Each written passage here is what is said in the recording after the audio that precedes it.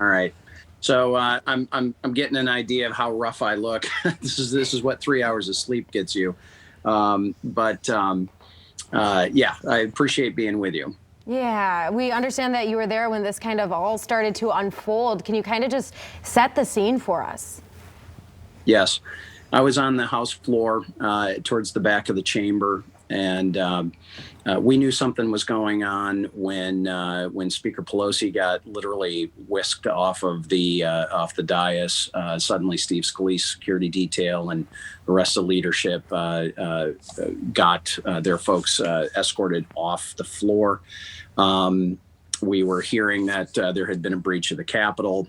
There was an attempt to start the debate about Arizona and what was going on there back up, and at which point then that got interrupted very quickly, and we could hear the noises going on outside. Not sure what was happening. Suddenly, we could smell a little bit of the tear gas. They announced that tear gas had been released in the rotunda, and that folks were coming from the rotunda towards the House chamber.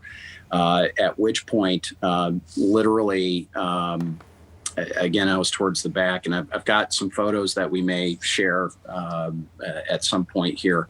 But Capitol Hill security detail was literally holding back the door. They took their batons out. They had not drawn their weapons at that point, but then it started to escalate very, very quickly. I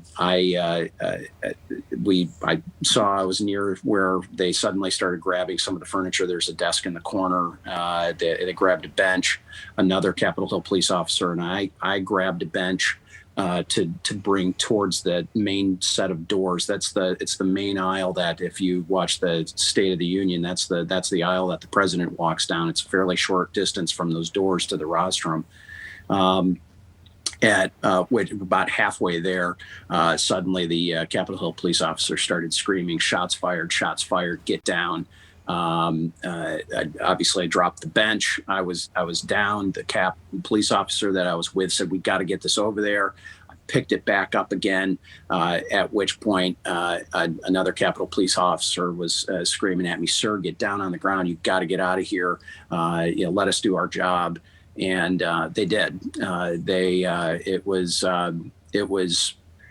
one of the saddest things that I've gone through in my time being a staffer and being an elected official. I was also quite angry, frankly. I was angry that it had gotten to this, and this is not who we are. We are way better than this, and America needs to be better on all sides. Bill, we did a story with you that I think you talked to the folks here at the station last night where you denounced the rioters who breached the Capitol. And so with that being said, a few weeks ago, you actually were a part of a lawsuit to overturn the results of the election here in Michigan. That, to me, how do you justify that, Bill? No, that's a mischaracterization. I signed on to an amicus brief as there was a lawsuit in front of the Supreme Court asking the court to listen to what the argument was. We still have these issues. What happened yesterday does not erase our constitutional duty or the voting problems that happened in places like Pennsylvania and Arizona and even in Michigan. And I still have those same concerns. Those have to be addressed, and a lot of us are still very frustrated that the Supreme Court didn't deal with it. But I understand it was a standing issue. It was not the subject matter. I've been talking with our state Senate Majority Leader and our state House Leader, Lee Chatfield, the Speaker there, as well as the other elected officials from the 2nd District. We have got to dig into what happened into Michigan's election. There are issues and problems. Having said that, there was not a Dominion software-based system that flipped 154,000 votes. That simply didn't happen. But the extremes are losing those real issues that are in the middle of what we have to address. So, Bill, maybe talk a little bit about where does the Republican Party go from here? Obviously, there's so much I feel like it's all about Trump and not the party. Where do you go from here? Well, certainly there is an element that this is about the president, right? I mean, that is why they came out to vote. 2018, the president wasn't on the ballot. They didn't want to come out and vote. They're not typical traditional Republicans. That's pretty clear. But there's also a lot of typical traditional Republicans that are very supportive of the president, and here's why. For years, they've been discounted, they've been ridiculed, they've been dismissed, and they finally had a candidate who was going and advocating for them and going to bat for them. And they're very passionate about that. They did not have that passion in 2012 for Mitt Romney. They had it in 2016. It intensified in 2020. But the president is very good at driving people out to vote on both sides. And that is part of it. Where my party goes, we'll see. I'm very proud of how Mike Pence has handled himself. He is a true man of God, a true man of integrity. And I had a brief conversation with him last night on the House floor. I will not, that's a personal, private conversation between he and I, but I could see the anguish in his eyes. This has been a difficult thing for him as a constitutional officer, the second highest office in the land, and what he's had to do and what he's had to go through. I thought what the president did with his first video was wholly inadequate.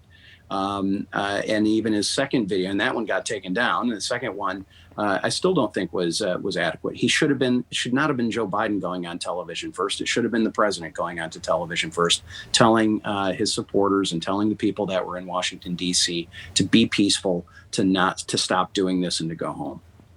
And what's next? What's happening today? What is the atmosphere like there? I know you really haven't been out just yet, probably, but what's happening on Capitol Hill today? Yeah, I haven't made my way there yet. I've got, like I said, I got about 3 hours of sleep. But let me clarify one thing. If I haven't said this, and I'm sorry, I'm a little tired. I do not believe what happened at the Capitol is indicative of all the Trump supporters. I know it was a small fraction of the people that came to Washington, D.C. to have their voice be heard that actually did this. This is not who the party is. This is not who those of us who voted for the president, who we are at our core either. It was a small group. And frankly, the Proud Boys, the head of the Proud Boys, who has been identified and banned out of Washington, D.C., was in a hotel room in Baltimore. And so these reports of somehow this was Antifa-led and these were all Antifa people, it is not the case. It is simply not the case. I talked to the police officers. I talked to the snipers that were on the roof, and these folks literally had a decision to make as they were seeing thousands and thousands of people come. Do they open fire on their own fellow citizens? And they made the right decision to not do that. And I'm glad they did that. But they were very conflicted, and they were completely overrun. So there were some security breaches that are going to have to be dealt with. Obviously everybody's emotionally, physically spent right now. We've got the constitutional duties. It was the right thing to do to kind of move through that last night. This is not about one person or one party. This is about a system of government that we have that has that the world has never seen, because it's self-rule.